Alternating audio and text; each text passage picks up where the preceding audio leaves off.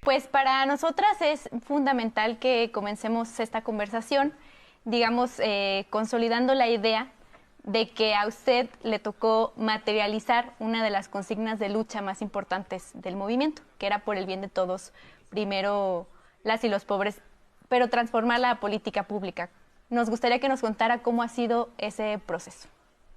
Bueno, primero es un honor tener esta hermosa responsabilidad, porque no solamente es grande en su dimensión, sino profunda en la atención a nuestro pueblo. Y para nosotros ha sido un proceso de organización, de concientización también, cambiar el modelo de política de desarrollo social a la de bienestar, donde antes se daban dádivas, donde antes se coaccionaba a las personas políticamente, y hoy tenemos una política de derechos que se entrega de manera directa y sin intermediarios a los derechohabientes. Y bueno, esta construcción pues también tuvo sus retos de inicio.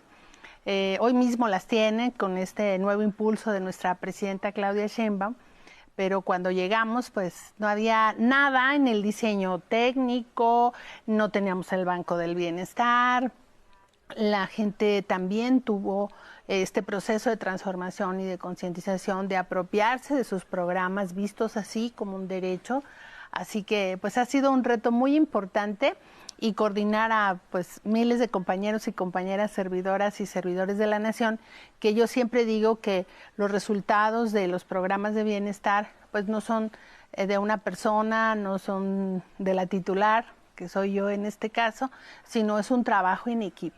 No lo hubiéramos podido lograr si entre todos no lo hubiéramos construido. Así que pues es un honor, una felicidad poder trabajar por la felicidad del pueblo. Claro, sin duda. Secretaria, usted en su trayectoria vemos, bueno, ha sido, por supuesto, representante popular y tal, pero parte de lo que creo que la gente poco conoce, que usted también estuvo, digamos, involucrada en el movimiento estudiantil, ¿no? Entonces, cuando usted estaba tan joven y demás, ¿alguna vez se imaginó llegar tan alto como ha llegado ahora? Bueno, en ese tiempo y a esa edad creo que aprende uno a hacer política, sobre todo en la universidad, con mucha sinceridad y honestidad, ¿no? En ese tiempo luchábamos por la causa, la educación, y pues nosotros venimos de abajo, ¿no? De familias pues de la cultura del esfuerzo. Y cuando nosotros participamos en el movimiento estudiantil, luchábamos por nuestros sueños, por tener educación para nosotros y los que venían detrás. Y pues nunca pensamos siquiera participar políticamente en un partido político.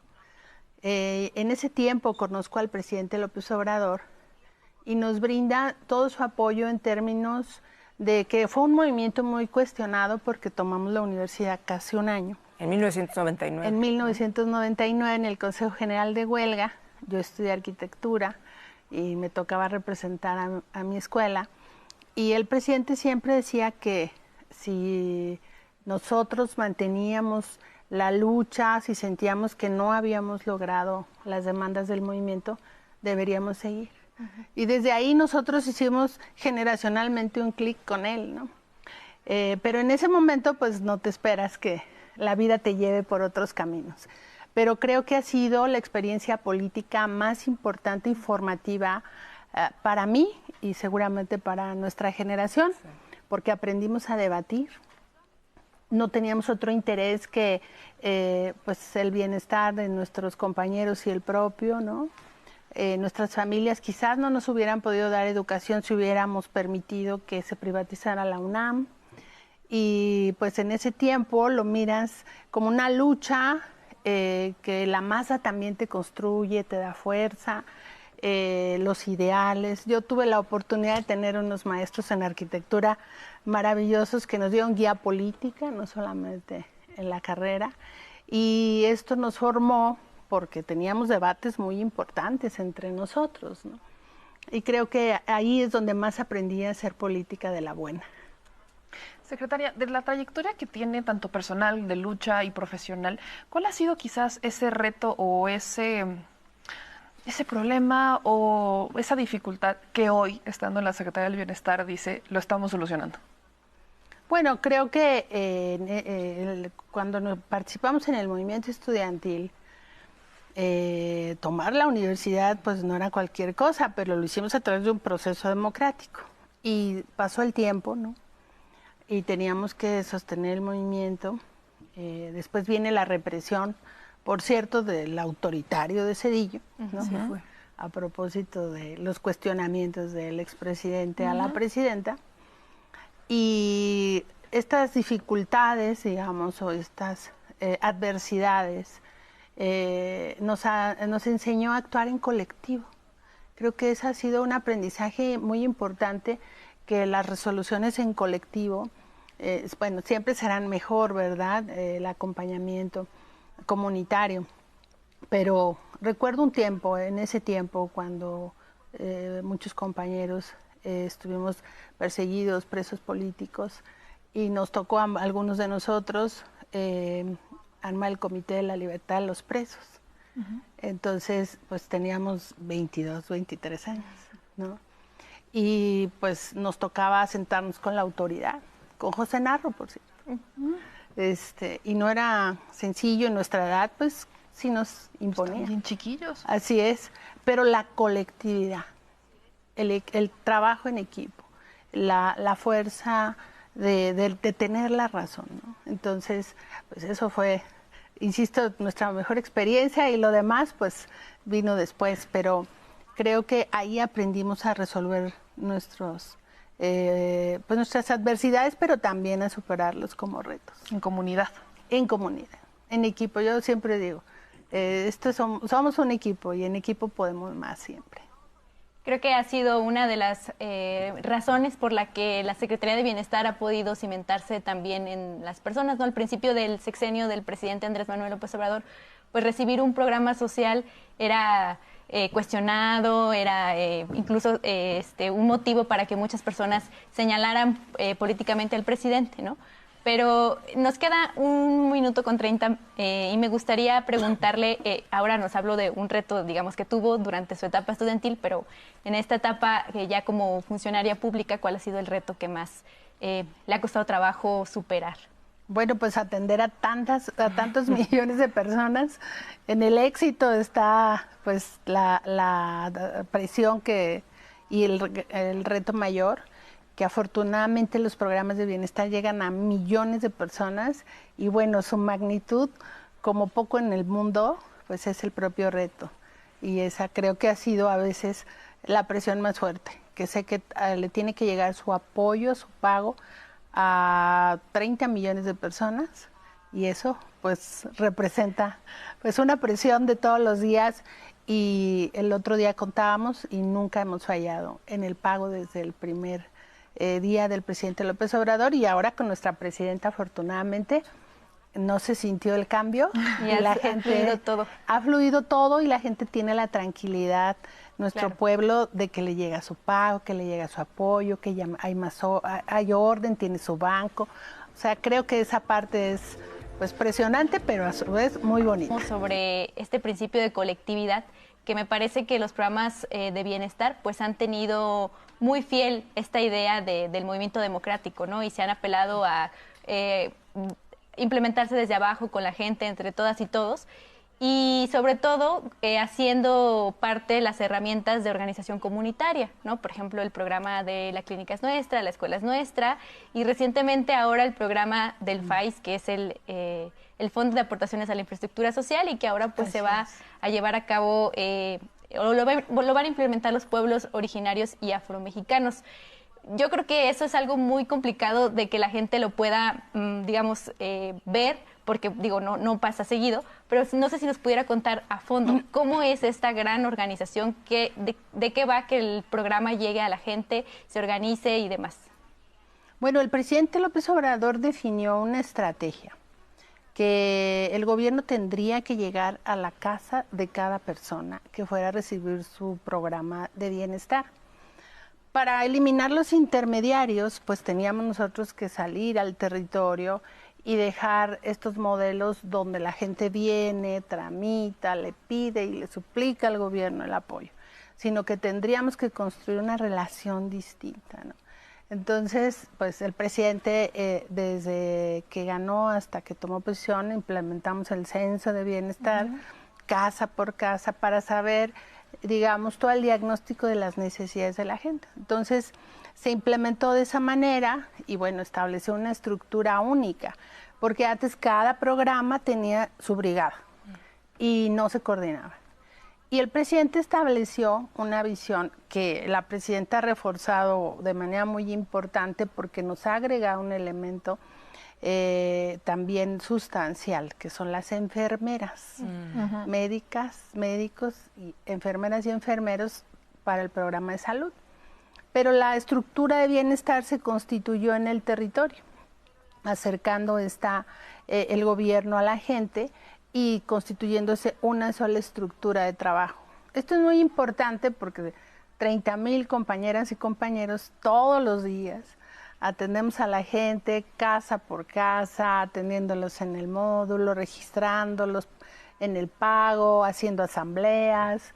Recientemente le comentaba a la presidenta, entre abril y mayo habremos de hacer 100,000 asambleas de diversas actividades y programas de la escuela es nuestra, del Fondo de Aportaciones para ahora los pueblos indígenas, de la clínica es nuestra, en fin, entonces permanentemente estamos en esa organización del trabajo de nosotros para que le sea muy cercano a la gente. Pero también se estableció un modelo distinto en la relación para que la comunidad también ejecute sus propios recursos y lo que antes se decía el presupuesto participativo, donde pues se definía qué proyectos se iban a hacer y los ejecutaba el gobierno, ahí opinaba la gente, pero aquí es qué opina la gente y los ejecuta la gente.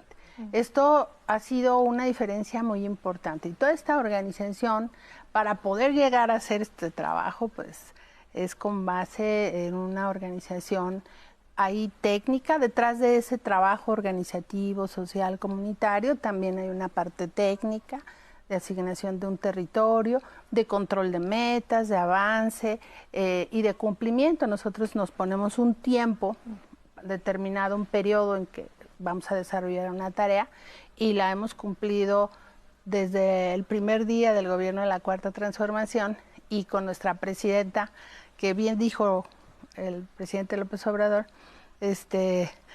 nos daría pues una gran sorpresa que nos la ha dado, ¿no? Ha sido, es una mujer fuerte y que además nos ha impuesto ahora mismo muchas tareas, y nos sentimos pues como muy contentos porque además ya traemos la experiencia de hacerlo y este esfuerzo territorial se está reforzando ahora, por ejemplo, con otras 20,000 enfermeras. Pero nuestro trabajo ya está organizado y ya es más fácil de implementar y ya somos 50,000 compañeros en campo que estaremos atendiendo a la población.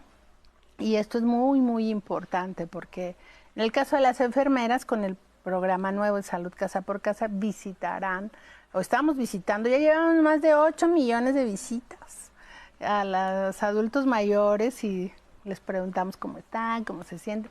Pero detrás de todo eso, pues hay todo un esfuerzo organizativo, pero también compañeras y compañeros con mucha convicción en trabajar a favor del pueblo.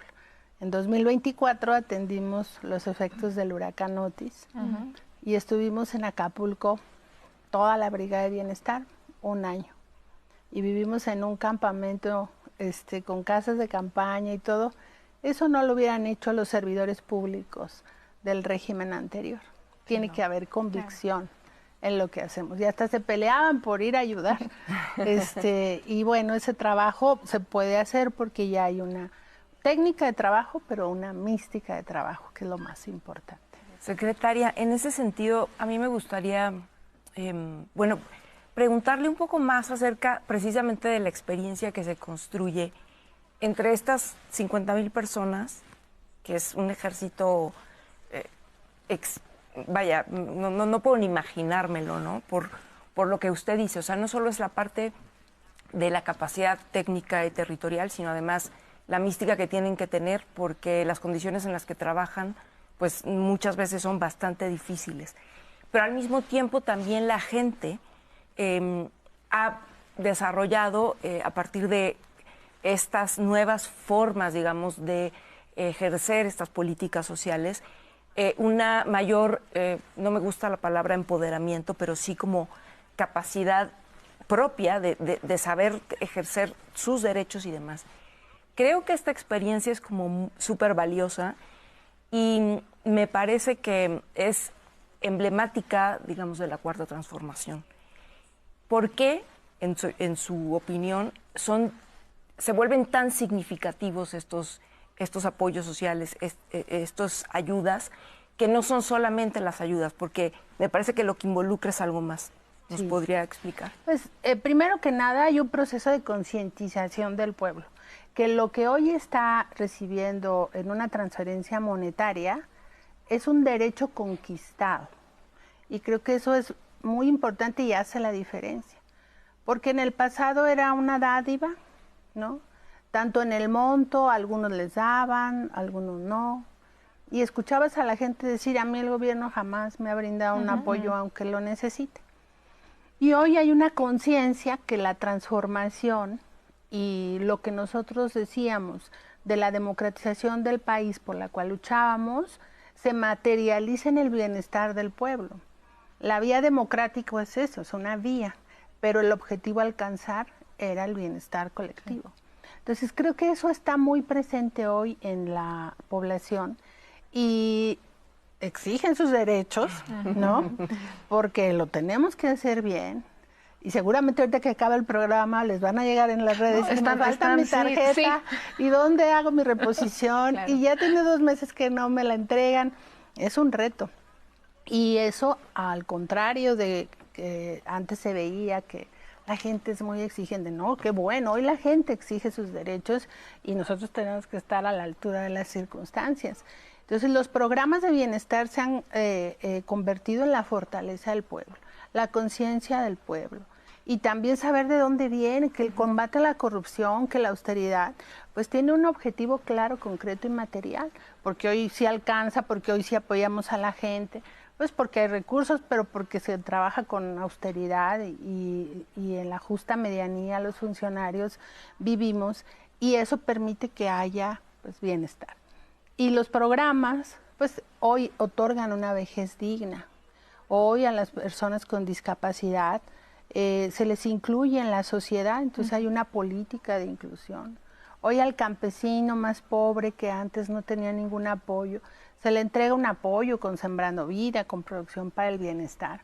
Y hay una gran preocupación del gobierno por alcanzar a todos los grupos que han vivido en esa desventaja. Y hoy en el gobierno que encabeza nuestra presidenta, como primer mujer presidenta, pues las mujeres están en la agenda pública, se hacen presentes, y ese empoderamiento, que yo creo que sí es un empoderamiento del pueblo visto en la construcción de sus derechos, pero visto como una conquista, ¿no?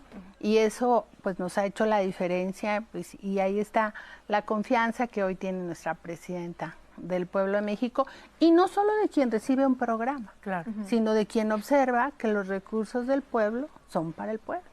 En ese mismo sentido, secretaria, obviamente hay muchos comentarios, lo decía también Iscali al inicio, era la crítica, como que había gente que entre por ideología y otros porque no lo entendían, no veía con buenos ojos el cambio de es un derecho, está en la Constitución.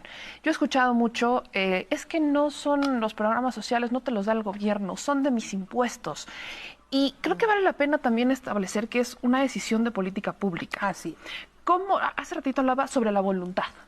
¿Cómo es que entre la voluntad y la decisión política llegamos a estos programas sociales que no son electoreros como si existían hace un par de años, que justo lo acaba de explicar? Bueno, aquí es muy importante lo que tú preguntas, porque en el pasado también se daban algunos programas, pero no eran un derecho. Y cuando se empezaron a implementar los programas de bienestar, cuando el presidente López Obrador fue jefe de gobierno, la derecha, la oposición decía, ¿por qué le van a dar dinero a los que no trabajan? Claro. O a los flojos. Esa era su expresión. Y nada más falso que la gente se afloja. Al contrario, la gente es muy trabajadora. Han hecho maravillas con su pensión, los abuelitos, todos los que reciben sus apoyos. Entonces, esta diferencia de cómo se ha construido la política, recursos había. Por ejemplo, en el gobierno del presidente Fox había recursos del ingreso petrolero. Fue de los gobiernos que más recursos tuvo, y el siguiente, Felipe Calderón, que en el gobierno del presidente Fox y de Calderón, pues fue cuando más ingresos petroleros hubo en el país. Y no recordamos una obra que haya caracterizado esos gobiernos. Y en ese tiempo se cuestionaba que nosotros pensáramos en hacer una redistribución de la riqueza de los recursos del pueblo. Entonces, es trascendente que la gente hoy reconoce esta diferencia, y que estén en la Constitución es una lucha, claro. Es una conquista del pueblo, de un movimiento de transformación que busca que toda esta historia negra del país se termine y que renazca un país en donde la gente tenga sus básicos, un ingreso básico que les permita resolver sus asuntos prioritarios, sobre todo a los grupos más vulnerables. Y antes, habiendo recursos en las arcas del gobierno, por ejemplo, a los abuelitos en el 2007 implementaron la pensión en el gobierno de Calderón, que buscaba legitimar después del fraude electoral, y copian la pensión del presidente López Obrador, no la hacen universal, pero les daban 1,000 pesos a los abuelitos. Y durante 6 años no les aumentaron un solo peso. Entonces, se tiene que tener decisión política para hacerlo, los recursos, pero también esa es la diferencia, un proyecto de nación en donde los recursos van a la gente y no donde los recursos van a los intereses privados o a los grupos de interés en específico. Entonces, sí es una diferencia tener un programa, tener un derecho, pero es la decisión política de un proyecto de nación que quiere cambiar la relación también entre el gobierno y el gobernado, de tal manera que también hay toda esta confianza para que el pueblo ejecute sus recursos, como ahora lo vamos a hacer con los pueblos indígenas. Claro. Y también eso que mencionaba de la pensión de adultos mayores, me parece que vale mucho la pena hacer el recuento de cómo, para empezar, pues se logró convertir y se logró nivelar a que fuera siendo un aumento gradual, y que creo que al final de cuentas eso va a ser algo que va a quedar como a la memoria del pueblo, y nos gustaría que nos pudiera puntualizar un poquito más en eso. Pues la pensión de adulto mayor se ha convertido en el hito de los programas de bienestar. Y tiene que ver con la historia del presidente López Obrador cuando quiso ponerlo en la ciudad. ¿Y qué decían en ese tiempo? No, va a quebrar las finanzas públicas porque le regalan el dinero a la gente y demás. Como decía el presidente, que llueva arriba y hay poquito a llover abajo. Y eso no pasó. Y resistimos como movimiento, se hizo la política en la ciudad y luchábamos por eso. Ese era el ejemplo más concreto del por qué luchábamos. Y cuando el pueblo decidió la transformación, pues el presidente hizo su primer propuesta, que se duplicara el monto de la pensión de adultos mayores. Y a partir del 1 de enero del 2019 se duplica a 2,550 pesos. Y ahí pues se abre a que sea universal, porque antes a los abuelitos que recibían una pensión del IMSS o del ISSSTE se les excluía de esta pensión. O sea, el presidente nos dice, vamos a incluir a todos los de arriba de 68 años. Y de un día para otro ya eran 8 millones de adultos mayores que recibían esta pensión.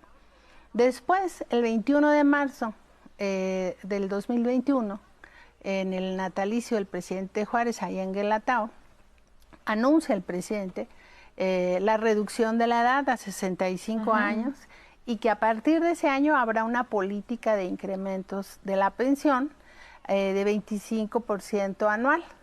De tal manera que cuando llegamos al gobierno el 1 de diciembre, la pensión era de 1,160 pesos y al final del gobierno del presidente López Obrador y hasta este bimestre, con la presidenta Claudia Sheinbaum, se entregan 6,200 pesos, casi 5,000 pesos más que lo que se entregaba en ese momento. Y ese es el reflejo muy concreto de cómo en una política que genera derechos, que les da dignidad a las personas, ¿no? Que los adultos mayores van a cobrar y ahora tienen su dinero, claro. Que las abuelitas van a cobrar y tienen su dinero. Y este programa de la pensión de mujeres bienestar que ha implementado nuestra presidenta, pues es reducir la edad para acceder a esta pensión. Implica ese reconocimiento a nuestros mayores que han dado su vida porque la patria salga adelante. Y además es importante los adultos mayores que en 2018 recibieron por primera vez su pensión, ¿quiénes eran? Los que vivieron el régimen neoliberal en su momento más descarnado, que vieron el desmantelamiento del Estado, la venta de las empresas públicas, los bajos salarios, la falta de empleo. Eran esos abuelitos en este momento, pero era su parte productiva de su vida. Y entonces, imagínense qué satisfactorio que al final de tu vida, pues hay una luz y una esperanza y tienes esa dignidad y esa tranquilidad de que tu pensión te va a llegar pues de manera permanente para atender tus asuntos básicos. Y creo que ese es el reflejo de lo que hoy llamamos el humanismo mexicano, claro. ¿No? Que sean derechos, pero eso significa también la conciencia de la gente, que se actúe con honestidad, que se cobren los impuestos, que la gente pague sus impuestos, ¿no? Y siempre hemos pagado impuestos, pero antes esto no había para la gente. Hoy los ves reflejados. Claro. Hoy los vemos reflejados. En el pasado, pues se fueron al Fobaproa, que todavía seguimos pagando, que no se nos olvide. A una barda. Sí. Secretaria, de todas las, me imagino que ha de haber 2 millones de historias increíbles que se pueden contar, tanto muy luminosas como también muy duras. A mí me gustaría que nos contara una y una, si se puede, de las que usted más guarde personalmente.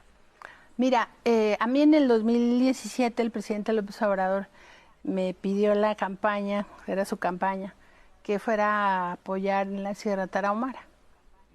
Y ahí viví 2 años. Y ahí conocí brigadeando y tocando puerta por kilómetro, porque ahí la gente vive muy aislada. Conocí a una mujer que tenía a un niño con discapacidad, bebecito, y que tenía mal sus piernitas. Y yo andaba haciendo los comités del movimiento. Y le dije, oiga, el comité, ¿y eso para qué sirve? Allá en la Sierra Tarahumara hay un municipio que se llama Morelos y es muy profundo y muy lejano.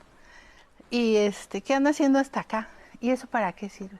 Bueno, es que estábamos luchando por la gente y demás. Y eso implica que me va a ayudar con mi bebé. Eso significa, y sí, de hecho sí, el presidente se comprometió a que 1 millón de personas con discapacidad recibieran su pensión. Bueno, anóteme. Como siempre nos vienen y nos prometen, decían, ¿no?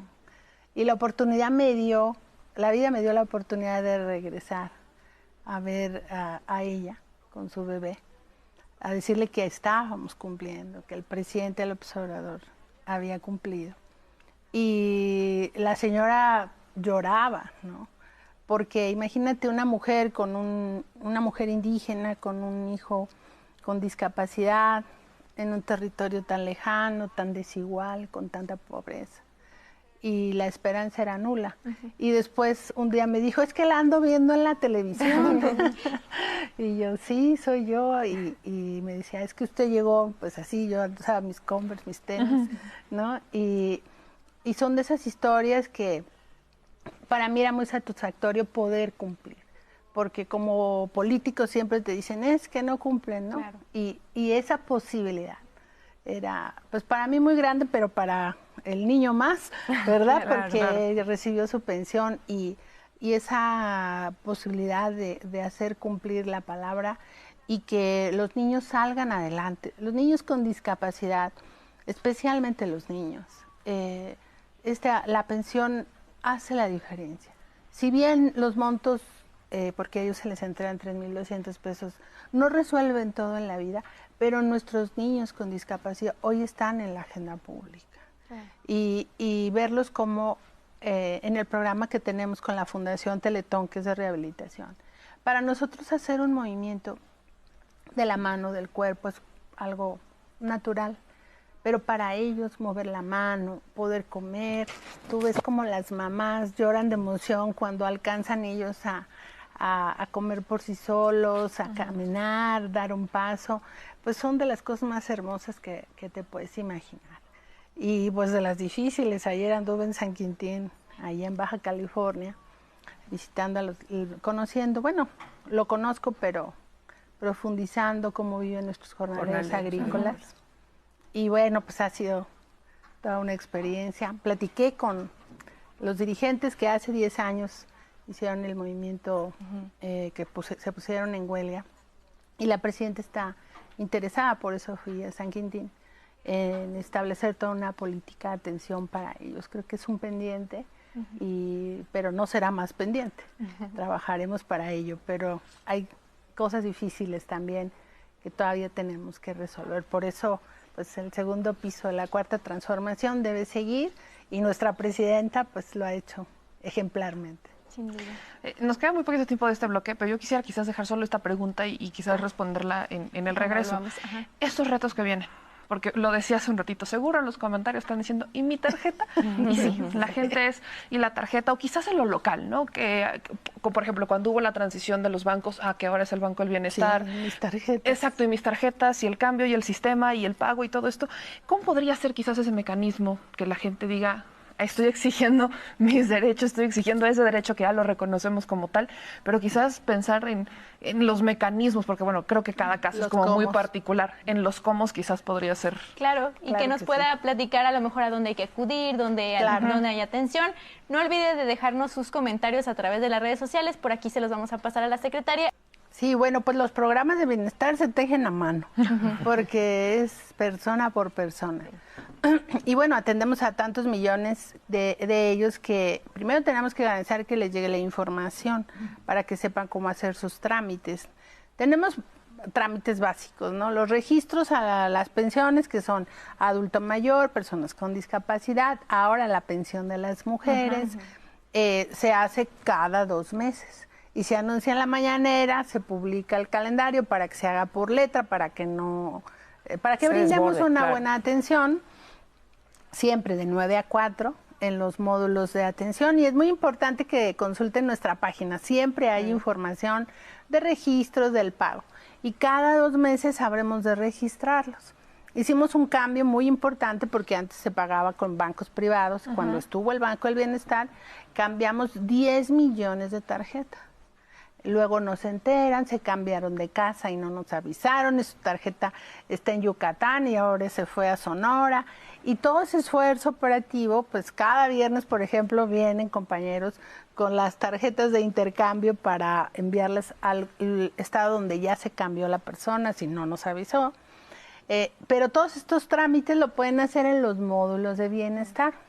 En los bancos del bienestar siempre estamos, cuando está el pago, ahí hay una mesa de atención y publicamos en la página dónde están los módulos. La gente ya ubica, ahí está el módulo de bienestar, ahí puede ir a hacer su trámite, su corrección de datos, avisarnos que se cambió de domicilio, nombrar un auxiliar que le represente si tiene algún problema de salud, si no puede acudir, que pueda esa persona hacer ese trámite por ella y queda registrado como un auxiliar.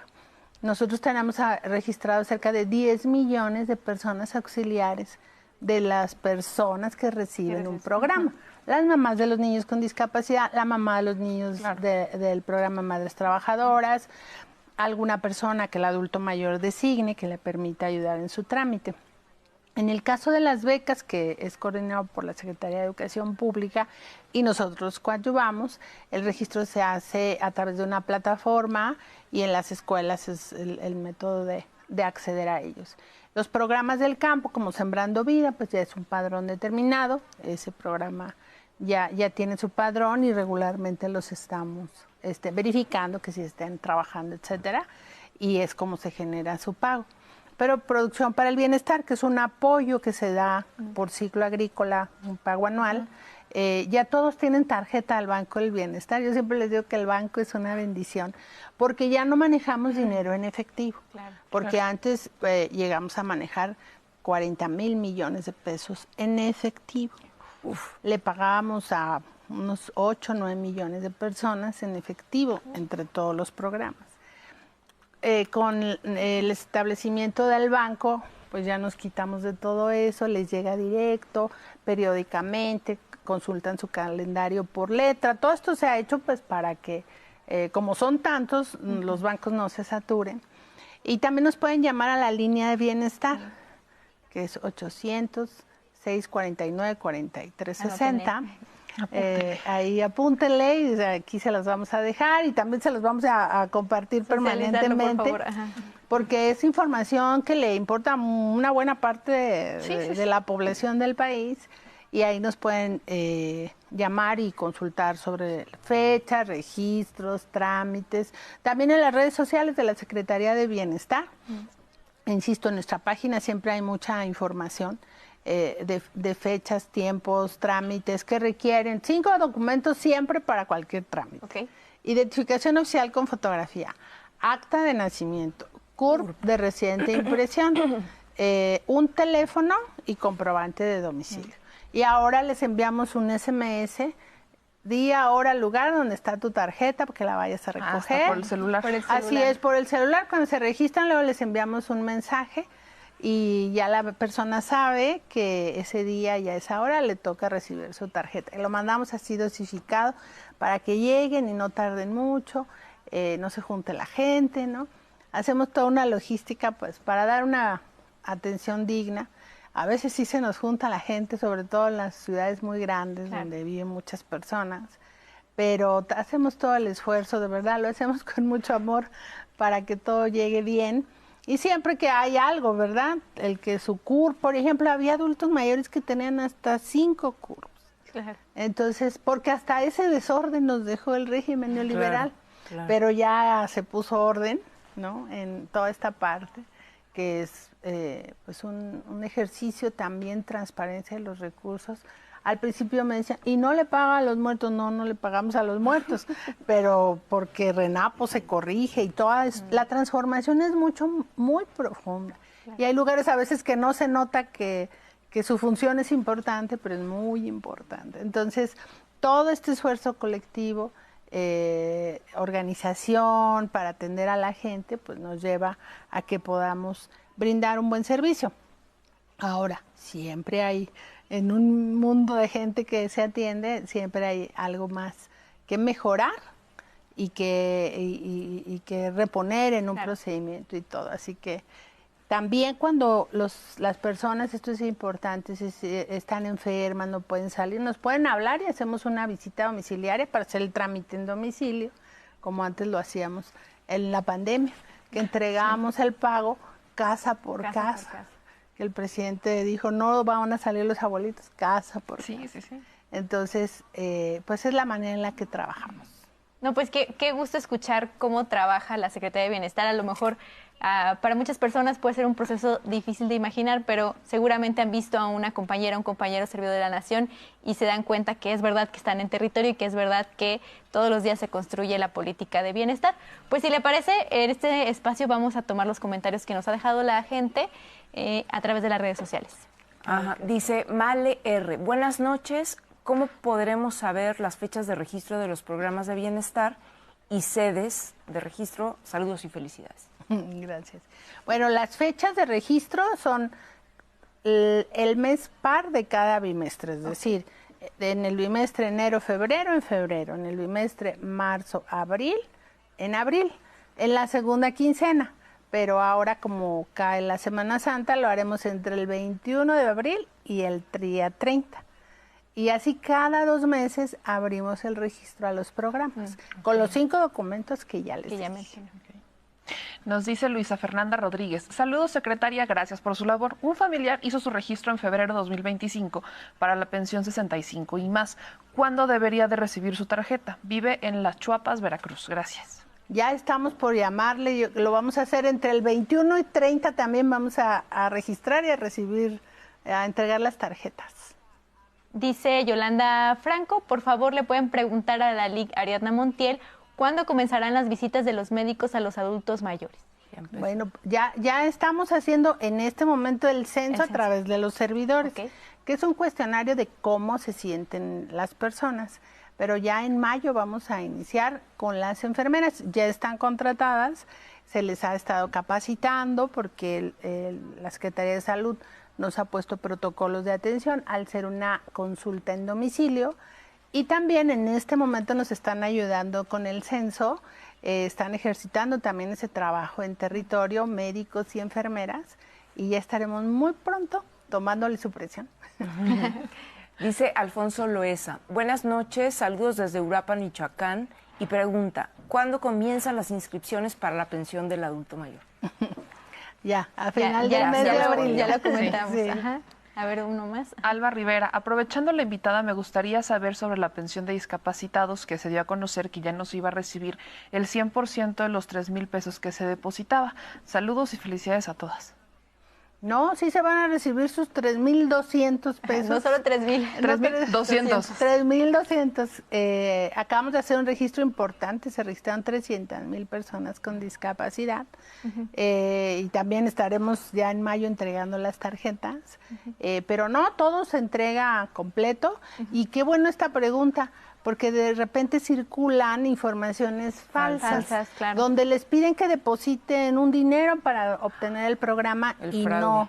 Todos los programas de bienestar son gratuitos. Sus trámites y su entrega son gratuitos. Entonces, bueno, ahí hay que estar atentos a que no crean información falsa. Sí, que caigan en estafas, ¿verdad? Sí. Dice María Luébano Acuña, ¿por qué no implementan apoyos a colonias populares para mejoras y se activen las actividades culturales y educativas? Bueno, pues eso lo podemos sugerir a la Secretaría de Cultura, a la Secretaría de Educación, a Sedatu también. A Sedatu. Y bueno, sí se hace por los gobiernos municipales y estatales. No todas las políticas las implementa el gobierno federal, muchas sí. Pero creo que ahí los gobiernos estatales y municipales también hacen su parte. Claro. Sí, dice Yuri Antulio Martínez Hernández, respeto para Ariadna, de las mejores secretarias. Muchas gracias.